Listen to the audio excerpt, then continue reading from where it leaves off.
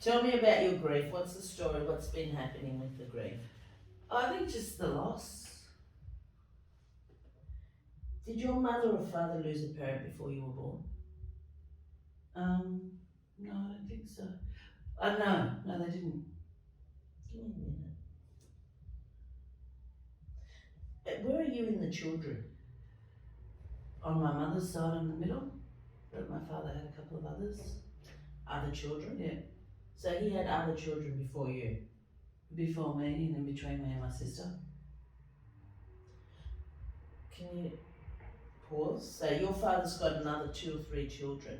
2 that we know of. No, there's 3 somewhere. Is there? Yeah, there's 3. And then what?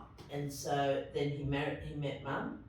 So he was married, had my another brother, then he married mum, and then he had my sister, and then we've not so long ago, found out that he had the reason he and mum were separated, and there's 6 years between my sister and I is because he was with someone else, and they had a girl. Did you know about this? No, not until mum mentioned it about 20 years ago after a few wines, and she said, "I'll never speak to me of it again."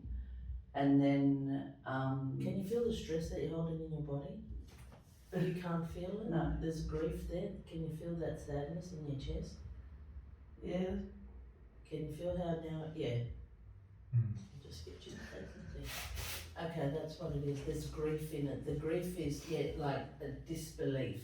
And that's why it's not grieving grieving for your logical head will always, work it out as if it's only grief for what's the obvious now, because you're thinking, oh, well, mum's passed, but it's not. You've actually taken it on, you've inherited. And you know what? Your father's really cheeky. Is this true? Yeah. He is. Because He's a rascal. he is.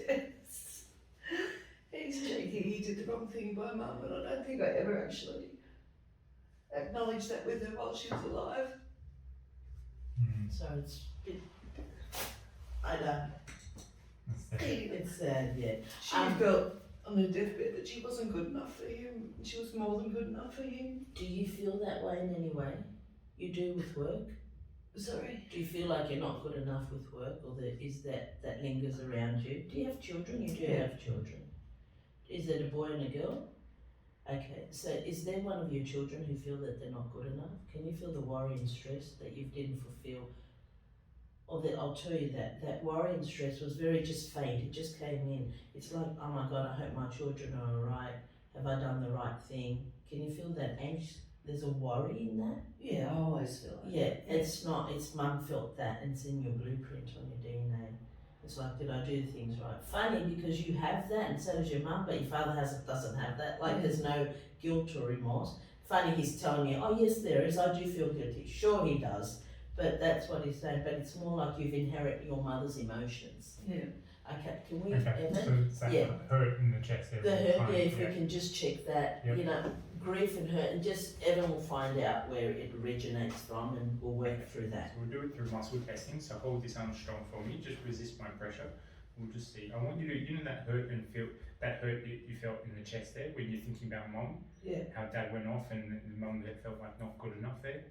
Just have that feeling for me. Hold that feeling there for me, where you felt mum not feeling good enough around dad. Just have that feeling for me. Good. Really tune into it. See how she felt. She wasn't good enough to dad. There you go. That feeling. Have that feeling for me. We go paralyzed will, fear. Your emotion of fear. You've been seeing somebody else's. You've been sensitive with mum's. So it's mum's emotion of fear that she probably wasn't. See if it's a generational, Evan. We'll go. Let's look at the concept of an original event where there was the generational feeling of fear around where someone felt like they weren't good enough. When you were conception 10, generational, we'll go first generation, second, something to do with a male, a female, on dad's side, on mum's side. So what we've linked it up to is your mum's mum, so your grandma. Do you know much about it? Yeah, she was strong as. Can I just tune into her? So if you'd like to think about her, and then I can tune in to see where it originated. She said it was a hard life for her. It was like there was always struggles in the family. Was there a poor family?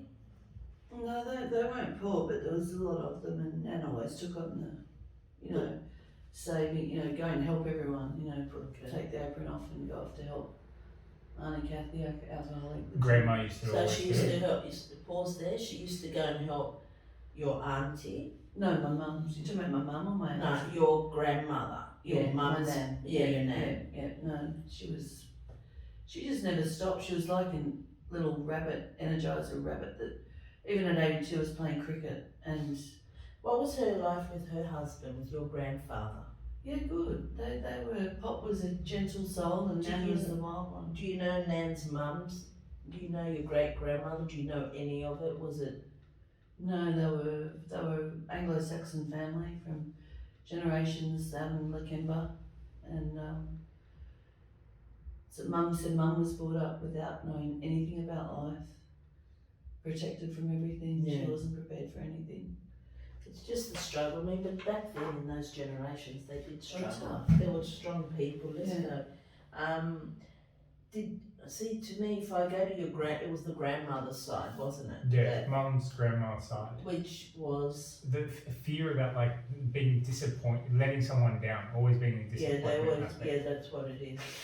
Would your mum felt like that Mum, with grandma, like with her mum? Was there a lot of she pressure? said her mum never talked to her about anything, and I don't know when she left. She lived with Nan when she left Dad for a while, and Embarrassment, that's what it is, to disappoint the parents. So your mother felt that when she went back to live with your nan, with my sister.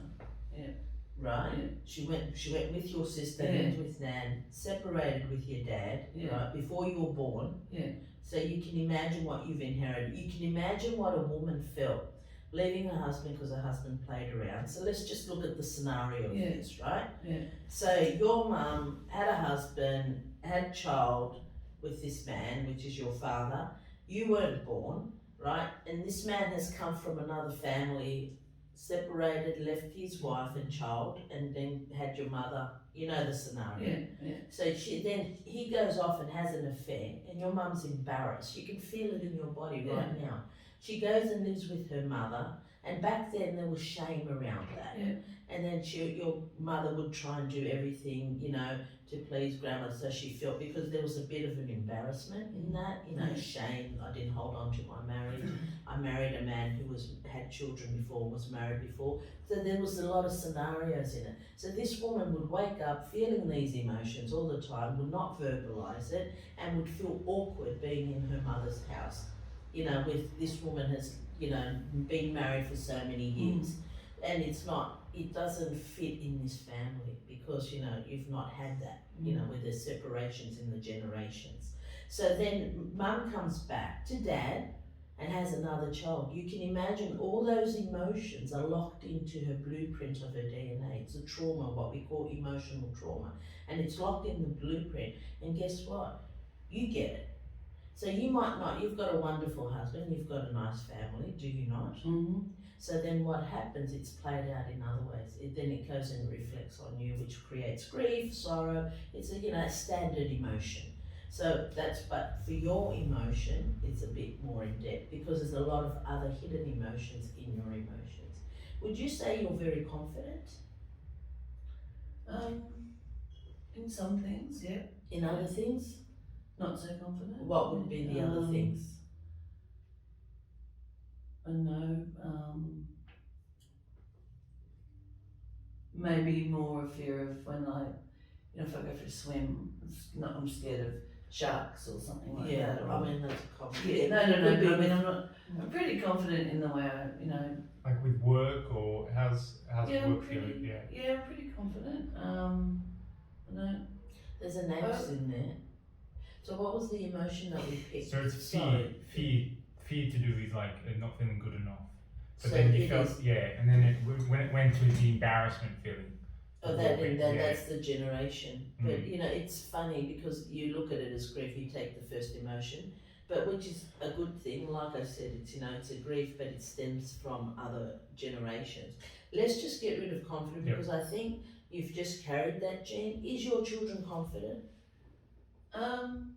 No, not really. No, not overly. No, my daughter's not. Alright, so Yeah. it's skip generations and it can go on to that. Let's Yeah, just so tap what we it want out. to do is just clear it, like I said, from the Yeah. past experiences of And then- grief, right? So then it's not bringing that into the present day grief of Yeah. mum. Okay. Does that make sense? Yeah. And then we'll just get it out of the DNA, out of the ancestral. Alright, so what I want you to do is how you triggered it was in your life of that feeling of the not feeling good enough around when mum with dad. Mm. Can you close your eyes and get to a feeling there for me? Does a picture come up to mind? Where is it? Whether you see her and she's like either just about to pass and you think, oh, she's never felt like she was good enough for dad, or is it? Can you get that feeling for me? Yeah, there you go. Place this hand here for me. That's it. This hand on your chest here. 2 fingers here. That's it. I'm just going to help process the emotion through the body there. We're going to help break the neural pathways. I'm going to get you to just have that feeling. That's it. You're doing well. Take a deep breath in and out. Good. Breathe in and out. Good. Breathe in and out. Good one. Good. One more. Breathe in and out. If you can, keep both those hands there. Keep your eyes closed. Leanne's going to. What I'd like you to do, if you can, I'd like you to visualise your mother in front of you. I need you to look over her shoulders. I need you to see all her ancestors from her mother's side, all her ancestors from her father's side lining up, one behind each other, as far as your eye can take you, right from the beginning of their existence. Even if you've never met these people before, just pretend that you can see them there. So visualize your mother knowing that all her ancestors are behind her. Good girl. I need you to come back to your mother. I need you to see an umbilical cord between your mother and you. Not out loud, but from your heart's voice, tell your mother, I love you, but I'm not going to accept, inherit, nor am I going to take on any dysfunction to do with anger, grief, sorrow, not good enough. I need you to tell your mother that you're not going to take it on. Try and focus on that grief, that feeling there if you can. Can you feel that? I want you to unhook this feeling. I want you to give it back. Let your mind's eye play it out as it should. Without forcing it and being in the emotional and the logical mind, feel the emotion unhooking. See it in your eyes mind. Just pretend. See how you're feeling anger? That's your mother feeling anger with your father. Can you feel that? Try and connect to that anger and I need you to unhook it. Now what I need you to do, see you're not doing it, try and focus. I need you to turn around in your thoughts and see your children there. I want you to grab it out of your children. And I want you to tell them, not out loud, that you're not going to take on this emotion. I need you to, take it out of them, push it out through your umbilical cord, back out through all the ancestors. I want you to stand before your mother and tell her, I'm not going to take on your anger, what you felt with my father. That's between you and my father.